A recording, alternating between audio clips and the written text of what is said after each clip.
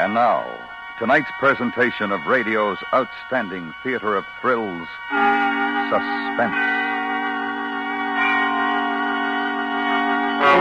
Tonight, the story of a woman, a most attractive woman, who learns to her discomfort that even the smallest of arguments could lead to her death. So now, with Virginia Gregg as Mrs. Russell and Vic Perrin as Henry, here is tonight's suspense play, Goodnight, Mrs. Russell.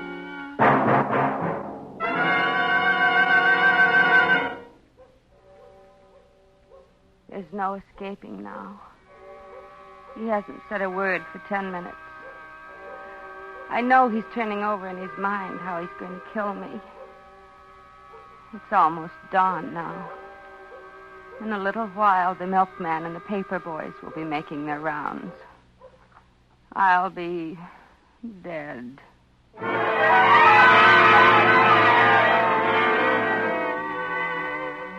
The cafe was just half a block away from where I worked. It was a small, pleasant little place, spotlessly clean, with a large plate glass window on the sidewalk. There was always a beautiful-looking roast turkey and a juicy baked ham in the window, and you could watch Henry carve off succulent pieces of meat and arrange them into neat sandwiches, with an olive and a dab of potato salad on the plate. Every noon, all of us who worked in the Hilmar building would go there for lunch. We crowded in on the high stools and jabbered, as women do, while Henry patiently served us and put up with our female chatter. He was always the only one there. How are you today, ma'am? Oh, I'm fine, thank you, Henry. I think I'll have some of your nice baked ham and... Yes, ma'am. Coming up. He was always especially nice to me. I suppose that was because I'm, well, a little older than the others. The other girls were all quite young and very cute. Henry always seemed uncomfortable a little with them. Yes, ma'am. Coffee? Yes, please, and I believe I'll have some of your cherry pie. You're an excellent cook, Henry. Thank you, ma'am. I'm glad you think so. 20 and 15, 30... Perhaps I should have realized then, at a moment like that. He'd been in the middle of adding up my check when he stopped and stood very still and looked out of the corner of his eye, with his head cocked on one side as though he were listening for something. His expression was a little horrified. I thought maybe he'd heard a sound that meant something to him. You know, like the refrigerator out of order or something. Then all of a sudden he shook his head and brushed away whatever it was he had heard. 20 and 15's 35 and 45. You should try one of my dinners sometime, ma'am. Henry, how about some service? We only have a few minutes, Henry. Excuse me, ma'am. That was Henry. Oh, one other thing. Funny, but Henry never laughed. Perhaps I should have realized about him because of that. But I didn't.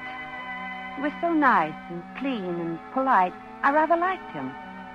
As a rule, I make my own dinner in the apartment, but one night I had to work quite late at the office, and I decided to stop by Henry's and get a bite before catching the streetcar home. Ever since my husband died, I've felt just a little uneasy on the streets alone at night. I was glad to see the bright light in Henry's little cafe down the block. Henry was alone inside, and I could see him fussing around, cleaning up the place. He didn't hear me approaching. What's that? Oh, you. You frightened me, ma'am. I didn't hear you coming.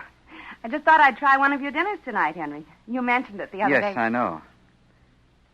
Sit down, won't you, ma'am? Well, you weren't closing or anything. No, not at all. What would you like? Oh, I'll try your number 4 dinner.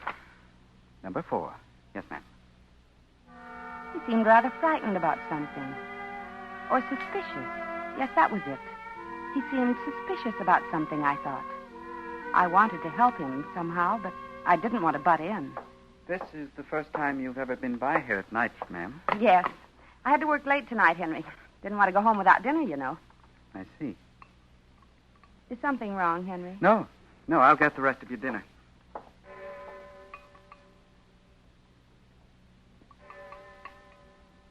Delicious soup. Thank you, ma'am. You don't often work late, do you? No, I don't. This is the first time, in fact. My boss asked me to stay late to type some letters. I know. You work in the Hilmar building. Well, yes, I do. How did you... I know lots of things, ma'am.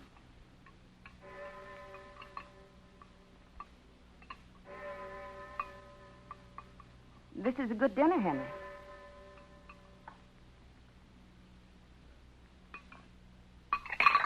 I guess I'm not as hungry as I thought I was. I'm afraid I'm going to have to leave some of it. I thought you liked my cooking. You said so just the other day. Oh, I do. I think you're a grand cook, Henry. It's just that I'm not hungry tonight. I waited too long to eat, I guess. You don't have to make excuses, ma'am. If you didn't like it, just say so. No, I mean it. Your food is wonderful, Henry. If it weren't, I wouldn't have come here. Wouldn't you? No. Now, could I have my check, please, Henry? 95 cents, ma'am. All right. There you are, Henry. You may keep the change. I'd rather not, ma'am. Here. Very well. Good night, Henry. Ma'am? Yes? Next time you come, I'll have something you like. But I did like... Oh, good night, Henry. Good night, Mrs. Russell. It was good food, but I felt rather ill at ease in there for some reason. That's why I couldn't eat. I decided not to go back there alone. It was rather hard to talk to Henry. And I didn't go back alone. That is, not for 3 weeks. I should never have gone back.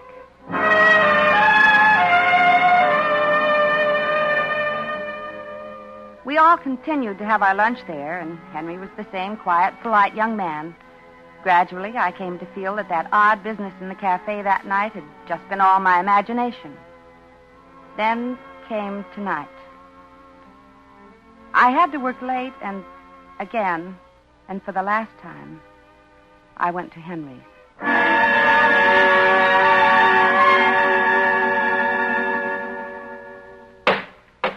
Hello, Henry. You've decided to try me again, I see. Why, Henry, I've been eating here every day. Not at night. What's the difference? In the daytime, you're always with your friends. I like to eat with my friends. Now, let's have no more of this silly talk, Henry. How about one of your wonderful dinners? I promise to eat all of it tonight. All right, ma'am. Which one? I'll try the number 4 again, please. I think that way I can convince you I really like it. Why? Why? Oh, because I think 4 is lucky, don't you? All right, ma'am, it's all ready. You don't have many customers at night, do you, Henry? No, ma'am. Not many. I'm surprised you stay open. Are you? There you are. I hope...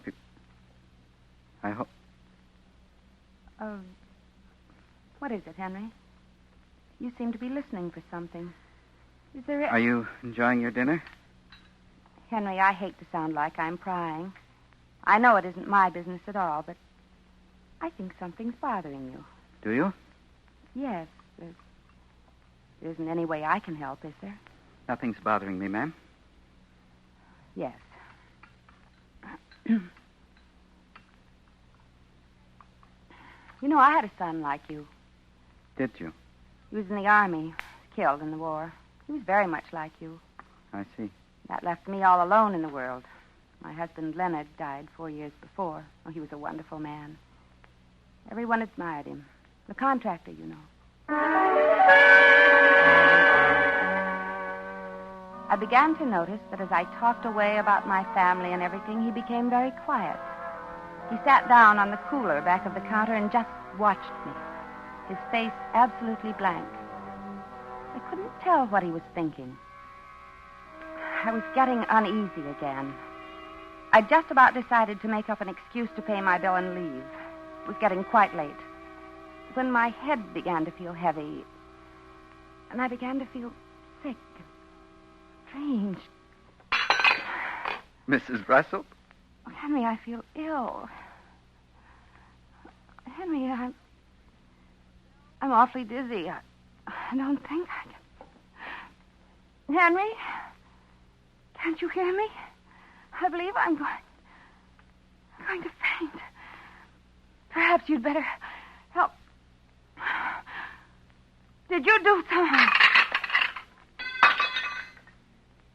Good night, Mrs. Russell.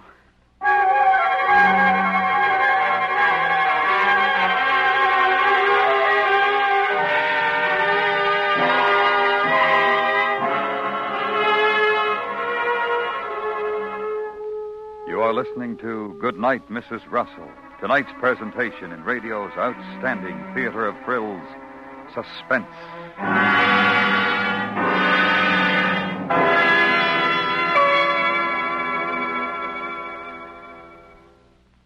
A one-man crime wave comes to an abrupt end when the FBI swings into action in an exciting tale tomorrow night on CBS Radio. The G-men break up the gentleman friend racket in brisk, efficient style. Listen to your FBI in Peace and War tomorrow night on most of these same stations. And now we bring back to our Hollywood soundstage Virginia Gregg and Vic Perrin in tonight's production of Goodnight, Mrs. Russell, a tale well calculated to keep you in suspense.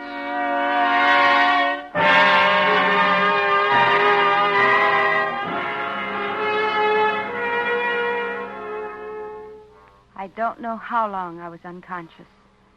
It seemed just for a moment. A moment crowded with horrible nightmares and dreadful sounds. I remembered hearing a woman screaming and crying horribly. It was ghastly. I must have been unconscious several hours. And when I opened my eyes, it was dark. Pitch dark. A clock was ticking somewhere. And I realized that the screaming woman had been me. Is anyone here? Where am I? I'm tied up. Who's there? Can anyone hear me? Help! Help! Help! Where am I? You're in my room, Mrs. Russell. It was Henry. Where was he? The room was black as night. I could see nothing. What was I doing here? Why was I tied up? How did I get here? I remembered nothing after feeling dizzy. So that was it. You put something in my food, didn't you, Henry? Yes, I did, Mrs. Russell. I didn't want to kill you at the cafe, you see. Kill me? Yes, Mrs. Russell, dead. Why, Henry? Why? Because you're my enemy. You and all the others. Your enemy? I like you, Henry. I've always liked you. Don't lie, Mrs. Russell. You thought I didn't know, didn't you? You thought I didn't know what you were up to. What I was up to? Planning to kill me. Night after night, I've heard you, all of you, outside my window, whispering. Whispering and talking about how you were going to kill me. Didn't you know I could hear you? You're insane! Oh, no, I'm smart, Mrs. Russell, and you know it. That's why all of you planned to kill me, to get rid of me. Just lucky I found out you were one of them. You'll be the first to die, Mrs. Russell, and you're going to die slowly, in the dark. How do you like that, Mrs. Russell? Be quiet, Mrs. Russell, or I'll have to beat you up before I kill you. I tried to make myself think. I remembered you're supposed to humor people that are like Henry. I tried to control myself. No one can hear you. No one even knows you're here. I'm not going to untie you either. Not until you're dead. Henry, I'm only... You'll lie here in the dark and listen to the alarm clock for half an hour. Just half an hour, Mrs. Russell. And then I'll kill you. You see, I want you to suffer, like you've made me suffer. Henry, I'm just an ordinary woman. How can you think these things of me? Oh, come now, Mrs. Russell. I'm smart enough to see through those remarks you made. Remarks? Always talking about what a good cook I was, as if you felt I wasn't a man. I know what you're thinking. Henry, I didn't mean anything of the sort. I really meant... meant... rubbing it in about your precious son in the army, rubbing it in and torturing Henry, him. all those things, they were your imagination. I didn't mean them that way at all. You're like all the rest. I'm too smart for you, and you know it. So you want to kill me. I'm a dangerous enemy, Mrs. Russell. How long have I got to live, Henry? Half hour? I don't know. The alarm will ring. Then I'll kill you. I was resigned to it then. It seemed so hopeless. But then I thought, if I could just get him to turn on the light, I might see a way out. It was a forlorn hope, but I tried it. Henry? Henry? How do you know you set the clock right? Henry? I heard you. You didn't answer. I thought... You thought you could get me to turn on the light. Sorry, Mrs. Russell. Henry, you're torturing yourself more than you are me, Henry. Do you know that? What do you mean? You don't know when the alarm's going to ring either. You must be sitting on the edge of your seat waiting to hear it. Aren't you? You see, when it rings, I know that I'll have to die. But you know that you'll have to commit a terrible crime. Murder, Henry. Shut up. It is true, then, isn't it? You can't trick me into turning on the light. I'm too smart for that. You're going to suffer in the dark, as I have.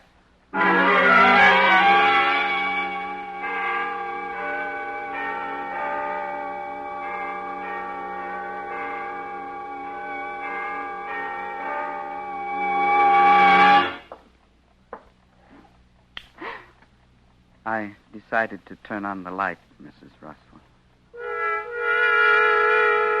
At first I was blinded, after having been in the dark so long. Then I saw his hands. They were long and slim and brown. Blue veins stood out on the backs of them. I looked up at him. He was just staring at me. Then he picked up the alarm clock and looked at it. 10 minutes to 3, Mrs. Russell. You have 10 minutes to live. Can you wait? It was a tiny, neat living room. I was on a couch. The shades were down. There was no phone. The front door might be unlocked. It might be. I can wait, Henry. 8 minutes now. The hands were racing each other around the face of the clock. But if I could just get untied now, there'd be a chance. I'd have to be careful. But quick, quick. 5 minutes, Mrs. Russell. Henry, what are those things strapped to that board over there on the wall? Oh, that's my collection. A collection? Match folders? Oh, do you collect match folders? Oh, yes. I'll show them to you. I held my breath as he took them down off the wall. That clock would only stand still for 5 minutes. Here. See? I have folders from all the famous night spots. Here's Ciro's. And the Store Club. And 21. Bet you didn't think I'd been to all those places, did you? Oh, I know. Have you, Henry? Sure. Lots of times. People would never believe me. That's why I have these. They're lovely, Henry. Yes. Henry, my arms and legs are numb from being tied up like this. Could you... No. I warned you not to get tricky, Mrs. Russell. I just wanted you to loosen my hands so I could look at your collection. Well, just your hands. He'd forgotten about everything but his collection for the moment. But that alarm would go off any second, and that would remind him.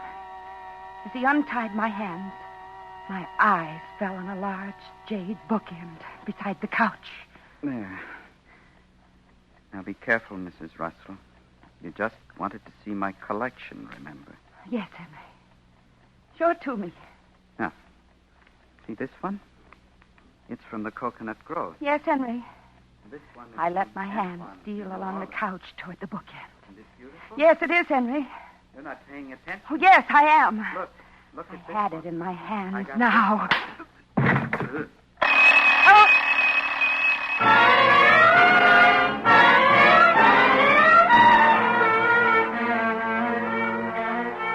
Don't even remember doing it. But somehow I'd gotten the bindings off my feet. And I was outside in the night. He'd been telling the truth. His house was the only one on that block. I ran as hard as I could. I didn't even think about direction, just ran. I knew he'd come to in a minute, and I had to get out of sight. I'm not used to such exercise, and my heart was pounding so hard it ached.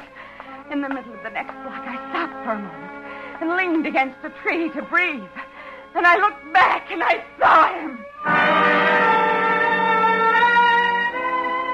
I could see him beneath the street lamp. He stopped, not knowing which way I'd gone. He was wild.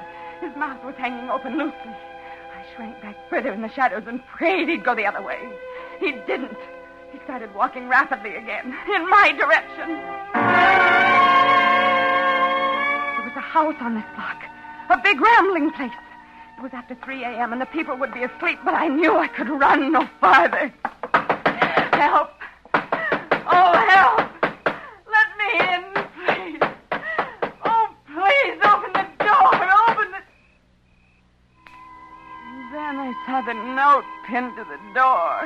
It said, "No milk for 10 days." I could hear Henry's footsteps down the street, and I knew he must have heard me.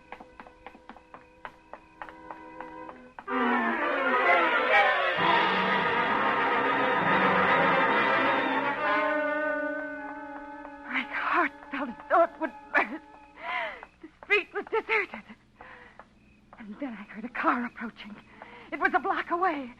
I ran out in the street and waved my arms. Help! Oh, help me! Stop, please! Oh, please, stop! Stop!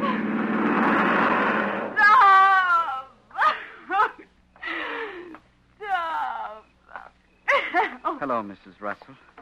Henry! Come on, Mrs. Russell. But... Come on. We're going home again, Mrs. Russell.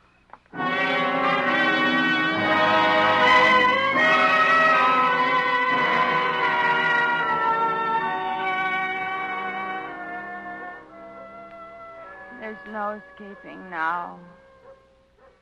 He hasn't said a word for 10 minutes. I know he's turning over in his mind how he's going to kill me. It's almost dawn now. In a little while, the milkman and the paper boys will be making their rounds. I'll be dead.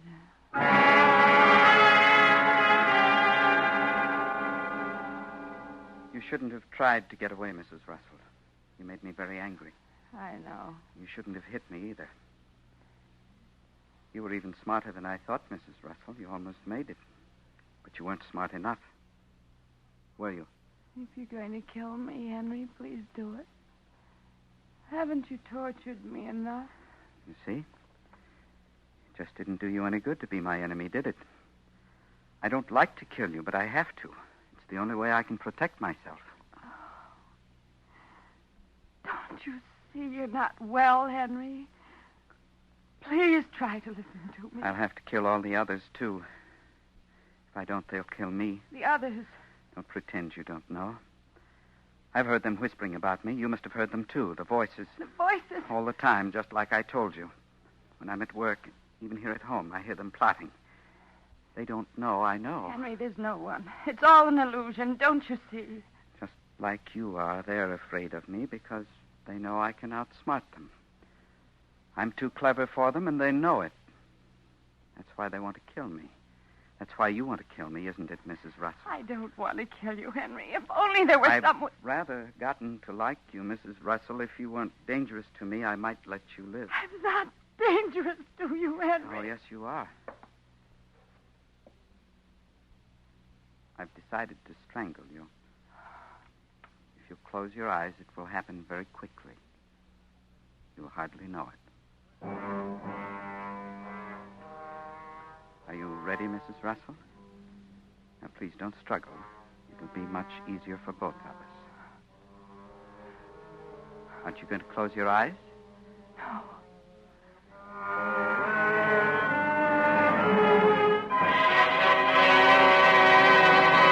What's that? What? Listen, you can hear them. Don't you hear them? The voices. The voices. The voices? Don't you hear them? Yes. I hear them, Henry. See? Now you believe me, don't you? You hear what they're saying. Yes. Yes. It's just as you said, Henry. They must be right near. Yes, right near. There are a lot of them. There are too many. You'd better hide, Henry. Yes, but where? They sound louder all the time. They're getting closer. Have you a closet? Yes, that's it. The closet. Over here. Shall I help you, Henry? Yes, but be quick. This closet. I'll hide in here. All right, Henry. I'll protect you. There. A good place to hide. What if they find me here? I'll lock the door, Henry. No, I don't like that. They're getting closer, Henry. You'll unlock the door when they're gone? Yes, Henry. Lock the door, Mrs. Russell.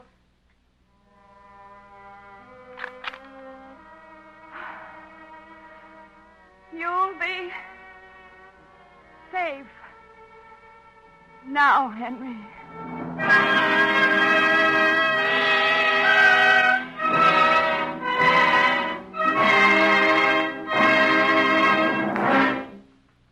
Suspense, in which Virginia Gregg and Vic Perrin starred in Ben S. Hunter's story, Goodnight, Mrs. Russell.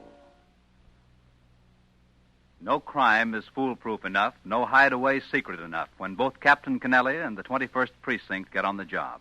Listen tomorrow night over most of these CBS radio stations when the police force of the 21st Precinct shifts into high gear to apprehend another criminal. Next week, the story of a supermarket and a young man who finds that after closing time, once the daily bustle is stilled, this very ordinary store becomes a place of danger and terror absolute. That's next week on Suspense.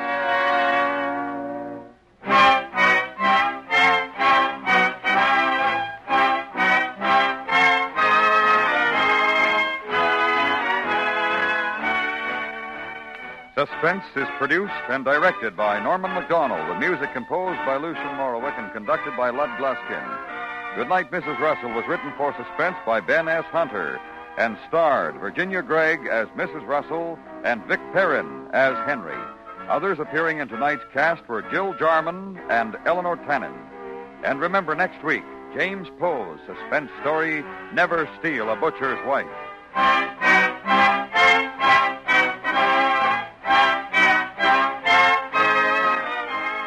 Stay tuned now for Johnny Dollar, which follows immediately over most of these same stations. This is the CBS Radio Network.